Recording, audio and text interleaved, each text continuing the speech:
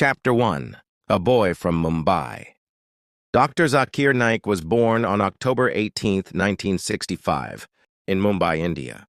His father, Dr. Abdul Karim Naik, was a physician. His mother, Roshan Naik, was a kind and disciplined homemaker.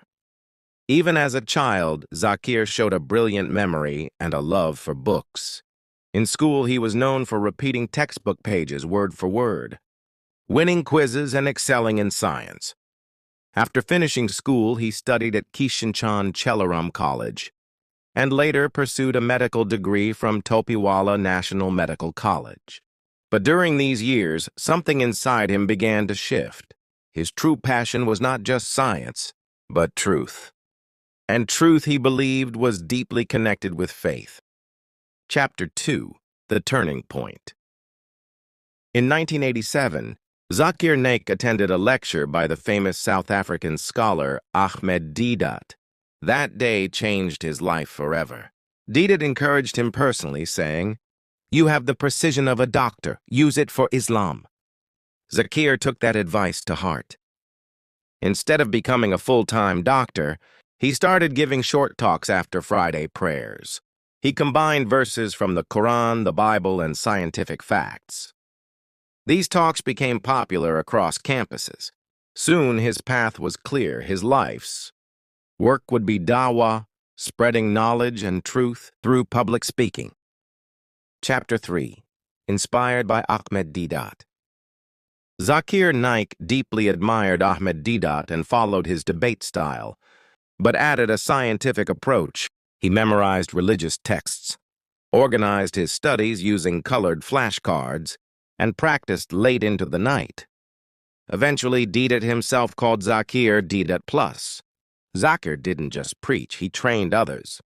Through workshops and youth programs, he passed on his methods to the next generation of speakers. Chapter 4. Building the IRF. In 1991, Zakir Naik founded the Islamic Research Foundation, or IRF, in Mumbai. It started as a tiny two-room office, but soon grew into a powerful organization. It produced books, videos, and lectures on Islam and comparative religion.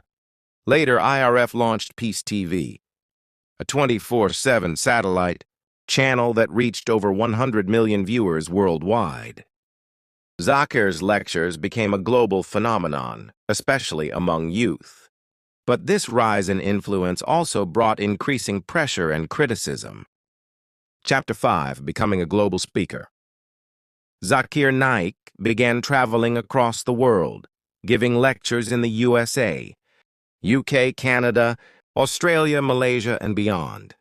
His style was unique, a dark suit, red tie, stopwatch in hand, quoting the Quran, Bible, and scientific research, all within minutes. His audiences ranged from university students to heads of state.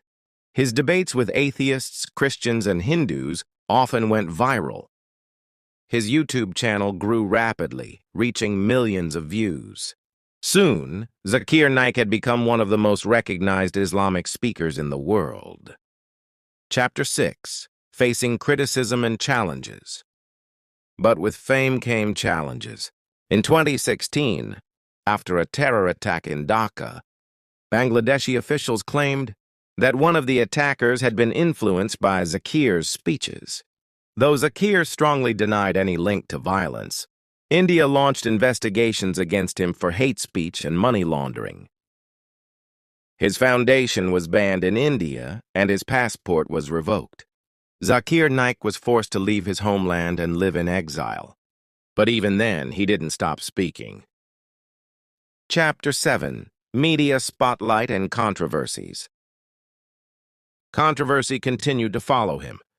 In 2019, during a speech in Malaysia, Zakir made comments about Chinese and Indian minorities that led to massive backlash.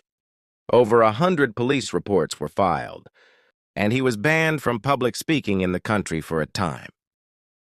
Social media often amplified his statements, sometimes taken out of context, sometimes defended fiercely by his supporters.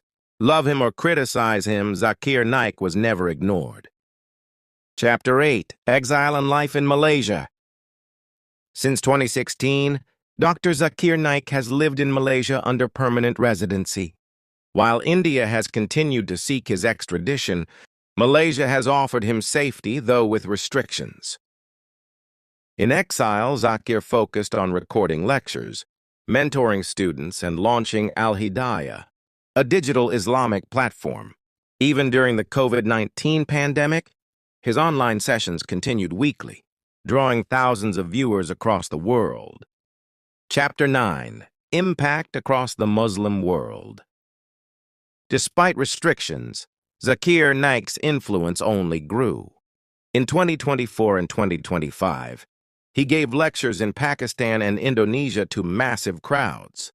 His son, Zakir Naik, now speaks alongside him, continuing the family's Dawah mission. His YouTube videos are translated into multiple languages. His message continues to reach millions across Africa, Asia, Europe, and the Middle East. Supporters praise his clarity and memory. Critics challenge his views, but no one denies his impact. Chapter 10, Legacy, Present Work, and the Road Ahead. In early 2025, Malaysia relaxed restrictions on Zakir Naik's public speaking. Though India still demands his return, he continues to live and work in Malaysia. He now focuses on digital media, Peace TV, Al-Hidayah, YouTube, and Telegram. He speaks less in stadiums and more through screens. His son, Zakir, is being prepared to carry on the mission. Dr. Zakir Naik's story is far from over.